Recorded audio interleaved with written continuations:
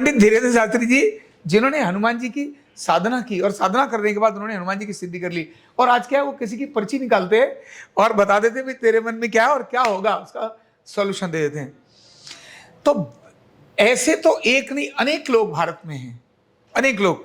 कुछ पर्ची निकालते हैं, कुछ नहीं निकालते, लेकिन ये निकालने वाले भी बहुत जरूरी है।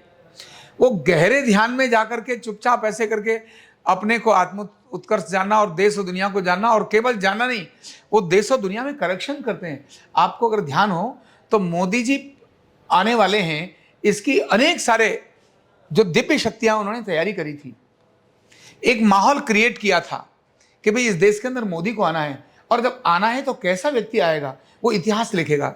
जिस दिन पहली बार वो एमएलए बनेगा, उसी दिन क्या बनेगा, मुख्यमंत्री बनेगा। और जो पहले दिन मेंबर ऑफ पार्लियामेंट बनेगा, वो क्या बनेगा, सीधा प्रधानमंत्री। वो डायरेक्ट भी प्रधानमंत्री बना देते, पर उन्हें पता था भाई प्रधानमंत्री बनने के लिए जरूरी है एमपी तो बने तो चुन कर आए।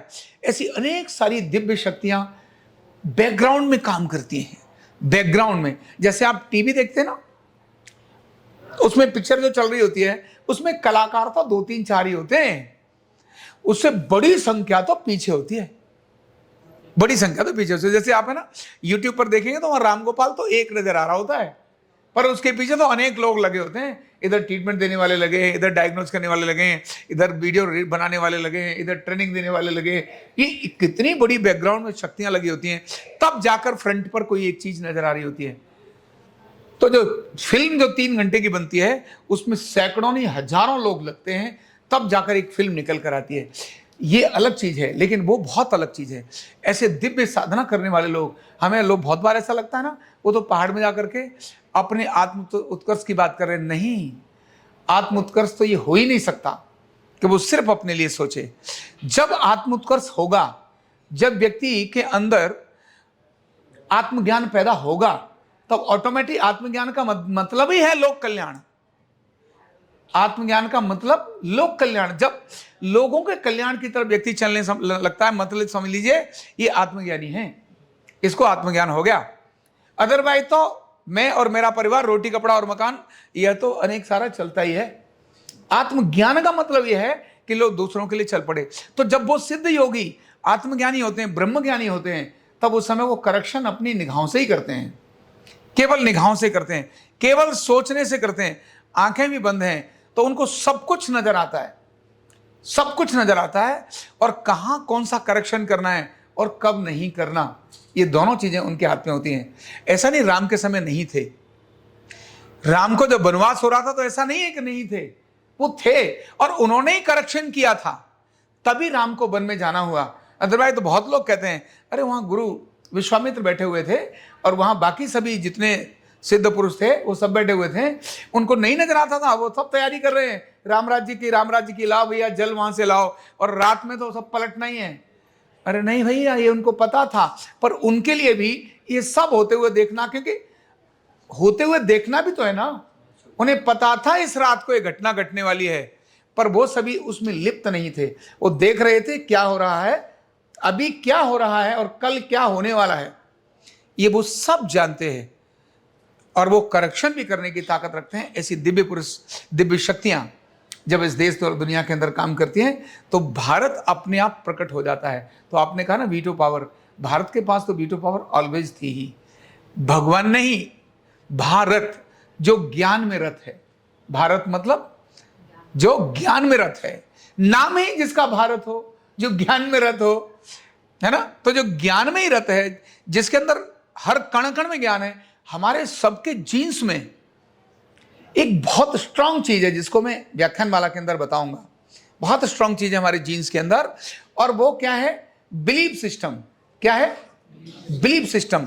हम इस एशिया महाद्वीप के लोग, भारत का मतलब केवल ये छोटा नहीं खंडवंड, एशिया महाद्वीप ही भारत है, जिसके अंदर अफगानिस्तान भी आता है, पाकिस्तान भी आता है, नेपाल भी आता है, भूटान भी आता है, लंका भी आती है, चाइना का एक बहुत बड़ा पार्ट आता है जो शेर की आकृति वाला है, वही भारत है।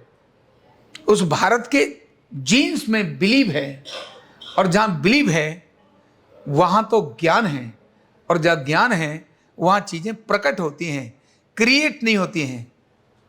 एक होता है क्रिएट करना और दूसरा प्रकट होना। एक मूर्ति को स्थापित किया जाता है और कुछ मूर्ति जमीन में से ही निकलती हैं, और जो जमीन में से निकलती हैं वो जितने भी हमारे बड़े तीर्थ स्थान हैं उन सब जगहों पर स्थापित नहीं किया है, क्या हुआ है, प्रकट हुआ है। मैं बद्रीनाथ जी गया, वो देखने के बाद मुझे चेहरा ही नहीं समझ आ रहा, तो उन्होंने वहां बोले आप ये जो सामने प्रतिमा देख रहे हैं ये स्थापित प्रतिमा नहीं है, ये प्रकट प्रतिमा है, प्रकट प्रतिमा है, ये प्रकट हुई हैं जिनको यहां से ले जाकर इस जगह पर स्थापित किया है शंकराचार्य जी ने। तो ऐसी जो दिव्य प्रतिमाएं होती हैं वो प्रकट होती हैं, ये पावर्स होती हैं। और ये पावर क्या होती हैं, जैसे हमारे शरीर के अंदर जब हम ये जितने सारा शरीर है इसमें चक्र हैं अलग अलग, यहाँ पर आज्ञा चक्र है, ये पावर के केंद्र है, आज्ञा चक्र है, विशुद्धि चक्र है, अनाहत चक्र है ना, ये नाभि का चक्र है, यहाँ पर अपना स्वादिष्ठान चक्र है, मूलाधार चक्र है, ये सभी के पावर स्टेशन है, पावर स्टेशन। जब ये पावर स्टेशन जागृत होते हैं, कंपन होते हैं, इनमें हल्का सा कंपन होता है तो अलग प्रकार की होती है। और अगर ये पावर स्टेशन हिलते हैं, ध्यान रखना, अभी अभी के नीचे की एक घटना बताता हूं आपको। ये जो 4 धाम में प्रलय आई 2014 में आई थी, 14 में आई थी ना, केदारनाथ के अंदर जो प्रलय आई थी उसका बड़ा कारण क्या था। अभी मैं जब गया बद्रीनाथ में तो मुझे वहां मैंने उस देवी के दर्शन किए, उसका नाम ही है धारी देवी। नाम क्या है, धारी देवी। और वहां के लोगों ने ये बात मुझे बताई, हम जब दर्शन के लिए जाने लगे तो बहुत बड़ा जल का एक वो चल रहा है वहां बीच नदी के अंदर, और वो मंदिर है। अब तो उस मंदिर के लिए रास्ता ऐसे पुल बना दिया जहां से वो जाते हैं। मैंने ये तो बहुत बढ़िया बीच में बनाया, तो उन्होंने कहा, जो वहां के लोग थे उन्होंने कहा ये तो अभी 2014 में बना है। मैंने तो फिर बीच में क्यों बनाया था, बोले बीच में नहीं बनाया था, पहले बीच में ही थी और पत्थरों से निकलकर लोग जाते थे, क्योंकि इतना जल कभी होता नहीं था, यहाँ इतना जल नहीं होता था, जल उधर होता था, ये बीच नदी में थी। इस नदी के जाने तक केवल थोड़े दिन ऐसा होता था जब थोड़ा नाव का उपयोग करना पड़ता था मंदिर के लिए, नहीं तो लोग पत्थरों से ही ऐसे करके निकल जाते थे। मैंने फिर क्या हुआ, उन्होंने कहा कि 2014 में यहाँ के साइंटिस्ट ने यहाँ इस नदी पर, अलकनंदा नदी है, उस नदी पर बांध बनाकर बिजली बनाने की जो योजना बनाई थी, इसके लिए उनको लगा बांध बनाएंगे तो मंदिर डूब जाएगा, इसलिए इस मंदिर को यहां से उठा करके किनारे पर ले आते हैं, लोग दर्शन भी करेंगे, देवियां ही तो है, क्या फर्क पड़ता है भाई, मूर्ति तो है, यहां से उठाओ, पत्थर ही तो है। और वहां से उन्होंने प्लानिंग करके उसको आगे ले जाने का प्लान बना लिया। दोपहर के बाद यानी शाम को उस प्रतिमा को उठाकर वो इधर लेकर आए, और उसी रात को जबरदस्त जल प्रलय हो गई। मतलब जिसको हमारा जो फॉरकास्ट है ना, मौसम विभाग, वो नहीं बता सका, भूगर्भ वैज्ञानिक नहीं बता सके कि ये सब कुछ होगा। और उस रात को इतनी भयंकर प्रलय आई कि सारा वो जो स्थान था ना जहां से उन्होंने लिया था, वो सब जितने पुल रास्ते में बने थे, जो वो बना रहे थे बांध, वो जितनी टनल बना रहे थे, सब तहस नहस कर दी। इतनी तीव्र पानी भयंकर कभी उससे पहले आया नहीं। तुरंत अगले दिन उनको पता चल गया कि हमने कुछ गड़बड़ कर दिया, अपराध तो पता चल जाता है ना। और उन्होंने एकदम कहा, रे तो बहुत बड़ी गलती हो गई, इस देवी को उसके केंद्र से हटा दिया। इससे पहले उस देवी के बारे में यह प्रचलन था कि ये देवी इन 4 धामों की रक्षा करती है। रक्षा करती है मतलब इनकी सुरक्षा करने वाली ये शक्ति है, इसी से सभी केंद्रित हैं। जब हम नाभि की बात करते हैं ना तो केंद्र की बात करते हैं, इससे केंद्रित हैं। उन्होंने कहा जैसे ही केंद्र हिला तो जैसे भूकंप आता है उसी प्रकार से आ गया। तो तुरंत वैज्ञानिकों ने क्षमा मांगी और अब उसी जगह पर ड्रिल करके उस नदी में बहुत गहरा पानी अब तो उन्होंने, गांव के लोगों ने कहा जो वहां वाले थे, कि अब तो यहाँ काफी गाद और वैसा आ गया, ये तो बहुत नीचे था, अब तो उठाकर ऊपर कर दिया है, पिलर्स पर ऊपर कर दिया है, बहुत ऊंचा कर दिया है। और वो बीच पानी में, मैं आपको चित्र दिखाऊंगा तो ऐसी लहर चलती रहती है। तो ऐसा अद्भुत जो शक्ति चक्र होते हैं ना, हमारे शरीर के शक्ति चक्र होते हैं, वो इसी प्रकार के होते हैं। और जब वो जागृत होते हैं तो एक बहुत पॉजिटिव ऑरा देते हैं, और जब वो शांत होते हैं तो बहुत कुछ और ऐसे नहीं देते। तो इन चक्रों को, इन चीज़ों को जागृत करने का तरीका भी सिर्फ भारत में ही है। इसलिए भारत तो शक्तिपुंज हमेशा से है ही। ये तो एक घटना है, ऐसी कितनी सारी घटनाएं इस देश के अंदर हैं। उस पर्टिकुलर एरिया का भी केंद्र उसी देश में है, उस जगह पर है। वहां से हिलाना उसको बहुत टेढ़ा काम हो जाता है। एक बार हिलाया तो चीजें हिल जाती हैं आसपास की।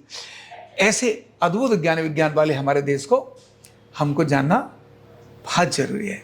चलिए, thank you so much. Neurotherapy का कंप्लीट कोर्स सीखने के लिए जुड़िए हमारे ऑनलाइन ट्रेनिंग प्रोग्राम से और जानिए करीब 100 बीमारियों का इलाज बिना दवा और बिना मशीन के। इस न्यूरोथेरेपी ऑनलाइन ट्रेनिंग प्रोग्राम से आप घर बैठे बन सकते हैं गवर्नमेंट सर्टिफाइड न्यूरोथेरेपिस्ट। रजिस्ट्रेशन के लिए नीचे दिए गए नंबर पर अभी कॉल करें और हाँ, हमारे वीडियो को लाइक करना, शेयर करना और चैनल को सब्सक्राइब करना बिल्कुल भी ना भूलें। धन्यवाद।